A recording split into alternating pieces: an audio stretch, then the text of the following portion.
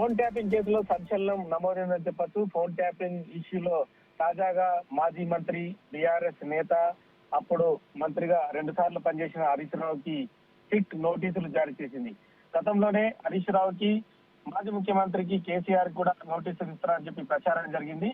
కానీ తాజాగా జరుగుతున్న ఇన్వెస్టిగేషన్ లో భాగంగా రేపు 11 గంటలకు మాజీ మంత్రి హరీష్ రావుని ఫోన్ ట్యాపింగ్ ఇష్యూలో నోటీసులు జారీ చేసిన సిట్ జూబ్లీహిల్స్ పోలీస్ స్టేషన్ ముందు హాజరు కావాలని చెప్పి నోటీసుల్లో పేర్కొంది. అప్పుడు బీఆర్ఎస్ ప్రభుత్వ హయాంలో ఫోన్ ట్యాపింగ్ ఇష్యూలో హరీష్ రావు కూడా ఉన్నాడు, హరీష్ రావు కూడా ఒక బాధితుడు అని చెప్పి పెద్ద ఎత్తున ప్రచారం జరిగింది.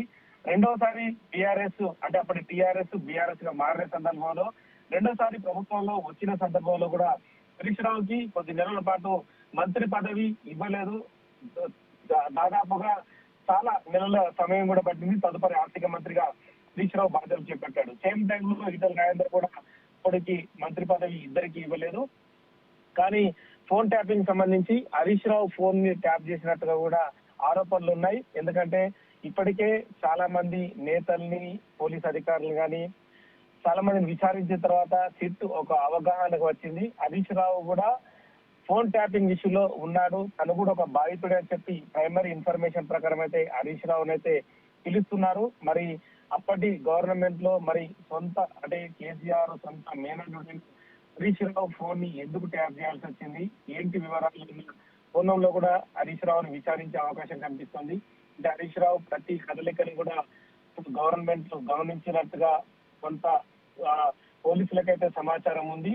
అంటే అప్పుడు జరిగిన రికార్డ్స్ అన్ని తీసిన తర్వాత కూడా అప్పుడు ట్రాన్సాక్షన్ వ్యక్తుల మధ్య జరిగిన వ్యవహారాల్లో కూడా హరీష్ రావు పేరు వినిపించడంతో హరీష్ రావుకు సంబంధించి అప్పుడు 2 సార్లు మంత్రిగా పనిచేశాడు కాబట్టి ఏం జరిగింది, అప్పుడు జరిగిన ఫోన్ ట్యాపింగ్ విషయంలో కూడా హరీష్ రావు నుంచి కూడా సమాధానాలు రాబట్టే అవకాశం కనిపిస్తుంది. ఎందుకంటే సిట్ వ్యవహారంలో ప్రస్తుతం అయితే ఇది పెద్ద సంచలనం అని చెప్పొచ్చు. ఎందుకంటే ఇప్పటి వరకైతే చాలా మందిని ఎమ్మెల్యేలు, మాజీ ఎమ్మెల్యేలు విచారించిన సిట్ పోలీస్ అధికారులు కూడా విచారించి కొంతమందిని కూడా జైలుకు పంపించింది. ప్రభాకర్ రావును కూడా దాదాపుగా వారం 10 రోజుల పాటు జూబ్లీహిల్స్ పోలీస్ స్టేషన్ నుంచి విచారణ జరిపింది.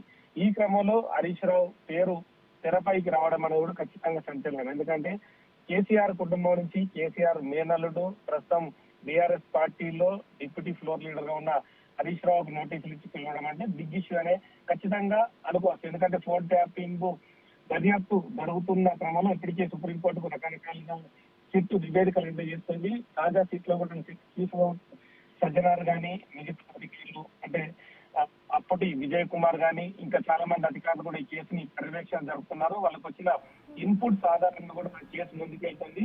సుప్రీంకోర్టు పర్యవేక్షణలో జరుగుతున్న నగేష్, మనం ఒకసారి చూసుకుంటే జనరలీ ఈ ఫోన్ ట్యాపింగ్ కేసు వ్యవహారం పొలిటీషియన్స్ వరకు ఎప్పుడు వెళ్తుందా అనేది ఆసక్తికరంగా మనం వెయిట్ చేసిన సందర్భం ఉంది. ప్రెసెంట్ ఇప్పుడు ఇటు అథారిటీస్ని పక్కన పెట్టేసి పొలిటీషియన్స్ ఇంట్రోగేట్ చేయడం స్టార్ట్ చేశారు. సో హరీష్ రావు తర్వాత ఎవరు అనేది మేజర్ క్వశ్చన్ లాగా కూడా వినిపిస్తోంది. రేపు హరీష్ రావు ఇటు విచారణకు హాజరవుతారా, లేకపోతే మళ్ళీ ఇటు స్టే ఆర్డర్స్ తెచ్చుకోవడం కానివ్వండి, లేకపోతే కోర్టు దగ్గరకు వెళ్ళడం కానివ్వండి చేస్తారనుకోవాలా?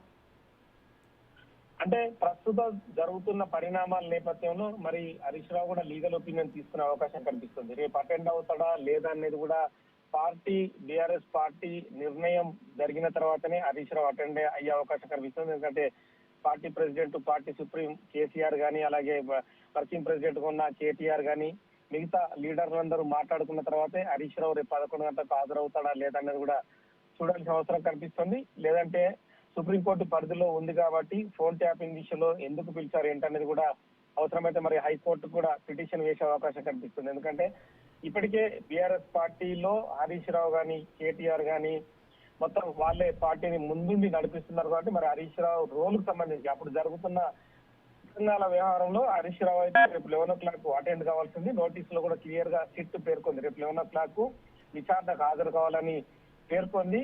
అవసరమైతే ఇప్పుడు ఎస్బీ జాయింట్ కమిషనర్ గా ఉన్న విజయ్ కుమార్ హైదరాబాద్ లో ఉన్నాడు. మొన్నటి వరకు సిద్దిపేట సిపిగా తను పంపించారు. కానీ అవసరమైతే విజయ్ కుమార్ హైదరాబాద్ లో ఉన్నాడు కాబట్టి హరీష్ రావు హాజరైతే కనుక విజయ్ కుమారే స్వయంగా ప్రశ్నించే అవకాశం కనిపిస్తుంది. ఎందుకంటే రెండోసారి మంత్రి పదవి ఇస్తున్న సందర్భంలో హరీష్ రావుకి లేట్ కావడం, ఈటల రాజేందర్ కూడా లేట్ అవడం, ఇప్పటికే ఈ కేసులో చాలా మంది అంటే ఎమ్మెల్యేలు, ఎంపీలు, బండి సంజయ్ లాంటి వాళ్ళు చాలా మంది అటెండ్ అయినా కూడా ఫోన్ ట్యాపింగ్ జరిగింది. అంటే తాము ఎక్కడికి వెళ్ళినాం, ఏ కదలికల్ని వాళ్ళు గమనించారో, తమ ప్రతి కదలికను గమనించి వాళ్ళ యాటిట్యూడ్ ని కానీ, అప్పుడు ఎన్నికలకు సంబంధించి వాళ్ళే టీఆర్ఎస్ పార్టీ గెలవాలని వాళ్ళు చేసిన ప్రయత్నాలన్నింటినీ కూడా సిట్టు ముందు చెప్పిన పరిస్థితి. హరీష్ రావు కూడా ఈ కేసులో ఏం చెప్తారనేది కూడా ఖచ్చితంగా చాలా మంది గమనిస్తూ ఉంటారు. ఎందుకంటే ఆయన ఇప్పటికీ బీఆర్ఎస్ పార్టీలో ఉన్నాడు. బీఆర్ఎస్ పార్టీలో కేసీఆర్ కి రైట్ హ్యాండ్ గా హరీష్ రావుదే ప్రధాన పాత్ర. ఎందుకంటే BRS party TRS party Telangana రాష్ట్ర సమితి పార్టీ పెట్టిన 2001 నుంచి ఇప్పటి వరకు కూడా 2 సార్లు గవర్నమెంట్ లో కూడా హరీష్ రావు మొదట నీటిపారుదల శాఖ మంత్రిగా పనిచేశాడు. రెండవసారి గవర్నమెంట్ వచ్చిన తర్వాత లేట్ అయింది. అప్పుడు లేట్ వాటర్ ప్రకటన రైట్ అయితే ప్రచారం జరిగింది. అంటే హరీష్ రావుకు ఆ సందర్భంలో మంత్రి పదవి ఇవ్వరు, విఠల్ రాజేందర్కి ఇవ్వరని కూడా పెద్ద ఎత్తున చర్చ జరిగింది. కానీ హరీష్ రావుకి రెండోసారి గవర్నమెంట్ వచ్చిన తర్వాత ఆర్థిక శాఖ మంత్రిగా ఈటల రాజేందర్కు వైద్య ఆరోగ్య శాఖ మంత్రి ఇచ్చారు. తదుపరి ఈటల రాజేందర్ పార్టీ నుంచి బయటకు వెళ్ళివేయబడ్డాడు. వెంటనే కూడా పిన్నమలప్పుడు జడ్చర్ల భూములకు సంబంధించి అప్పుడు ఆ ఇష్యూ జరిగింది.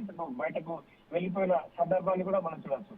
సో రెండోసారి గవర్నమెంట్ అంటే మూడవసారి గవర్నమెంట్ రాకపోవడం టీఆర్ఎస్ పార్టీ ఎన్ని విధాల ప్రయత్నం చేసింది. హరీష్ రావు కూడా పార్టీలో అంటే బయటకు వెళ్ళడం కోసం ప్రయత్నం చేస్తున్నాడా, పార్టీకి వేరే రకంగా పనిచేస్తున్న కోణంలో కూడా హరీష్ రావు ఫోన్ ని కూడా ట్యాప్ చేశారని చెప్పి కూడా ఈ మధ్య కూడా కవిత కూడా ఆరోపించింది. ఎందుకంటే నా భర్త ఫోన్ అనిల్ ఫోన్ ను ట్యాప్ చేయడం వ్యవహారం కావచ్చు, మిగతా కొంతమంది పార్టీ నేతలు కూడా అంటే బయట ఉన్న బీజేపీ నేతలు కూడా చాలా మంది హరీష్ రావు సొంత అల్లుడి ఫోన్ ట్యాప్ చేసిందని చెప్పి చాలా వరకు ఆరోపణలు వినిపించారు. ఈ సందర్భంలో హరీష్ రావు సిట్టు ముందు హాజరవడం సంచలనం. ఎందుకంటే కేసీఆర్ కుటుంబం నుంచి హాజరవుతున్న మొదటి నేతగా హరీష్ రావు ఖచ్చితంగా నోటీస్ అందుకున్న నేతగా కూడా ప్రస్తుతం మనకు ఇష్యూని బట్టి అర్థమవుతోంది. ఎందుకంటే ఈ వ్యవహారం అంతా కూడా ఇప్పటికీ పోలీస్ అధికారులు కానీ పొలిటీషియన్స్ కానీ చాలా మందిని ప్రైవేట్ వ్యక్తులు కానీ జర్నలిస్టులు కానీ చాలా మందిని విచారించిన తర్వాత ఈ కేసు ముందుకు వెళ్తోంది. ఆల్రెడీ సుప్రీంకోర్టు పర్యవేక్షణ ఉంది కాబట్టి అందులో హరీష్ రావుకు సంబంధించి ప్రధాన పాత్ర ఉంది. హరీష్ రావు ఫోన్ ట్యాప్ అయింది, హరీష్ రావు ఫోన్ ఎందుకు ట్యాప్ అయింది, ఏ సందర్భంలో ట్యాప్ అయింది, హరీష్ రావు ఫోన్ ట్యాప్ చేయాల్సిన అవసరం ఏమొచ్చింది అన్న కోణంలో కూడా ఖచ్చితంగా హరీష్ రావు నుంచి సమాధానం రావడానికి సిట్ అయితే ప్రయత్నించవచ్చు. అవసరమైతే సిట్ చీఫ్ ఉన్న సజ్జనారే స్వయంగా జూబిల్ పిఎస్ కు చేరుకొని కూడా హరీష్ రావు నుంచి సమాధానం రాబట్టే అవకాశం కనిపిస్తుంది. కానీ రేపు 11 హరీష్ రావు ఎంతవరకు హాజరవుతాడు, హరీష్ రావు తన లీగల్ టీం ద్వారా తన మామ కేసీఆర్ ద్వారా సమాచారాన్ని చేరవేసి మరి రేపు అటెండ్ అవ్వాలన్నా కావాలన్న సంగతి కూడా వాళ్ళు చర్చించుకునే అవకాశం కనిపిస్తుంది. పార్టీలో ఒక చర్చ తర్వాతనే మరి రేపు లేదంటే హైకోర్టుకు వెళ్లి ఈ కేసుకు సంబంధించి అనవసరంగా సిట్టు మమ్మల్ని వేధిస్తుందని చెప్పి పిటిషన్ వేస్తారా, ఇవన్నీ కోణాలు కూడా ఖచ్చితంగా రేపు ఉదయం వరకు తెలిసే అవకాశం కనిపిస్తుంది.